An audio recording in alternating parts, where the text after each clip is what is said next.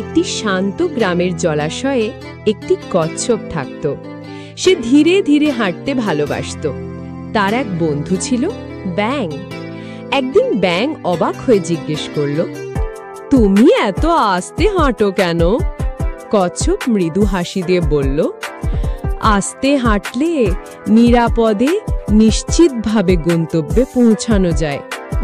ব্যাঙ ভাবল, সত্যি এতে জ্ঞান আছে। তারপর থেকে তারা দুজন আরো ভালো বন্ধু হয়ে গেল। আর হ্যাঁ, গল্পটি ভালো লাগলে অবশ্যই লাইক করো।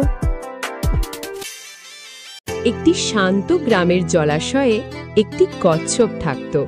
সে ধীরে ধীরে হাঁটতে ভালোবাসত। তার এক বন্ধু ছিল ব্যাঙ। একদিন ব্যাঙ অবাক হয়ে জিজ্ঞেস করল, তুমি এত আস্তে হাঁটো কেন? কচ্ছপ মৃদু হাসি দিয়ে বলল, আস্তে হাঁটলে নিরাপদে নিশ্চিতভাবে গন্তব্যে পৌঁছানো যায়। ব্যাঙ ভাবল, সত্যি এতে জ্ঞান আছে। তারপর থেকে তারা দুজন আরো ভালো বন্ধু হয়ে গেল। আর হ্যাঁ, গল্পটি ভালো লাগলে অবশ্যই লাইক করো।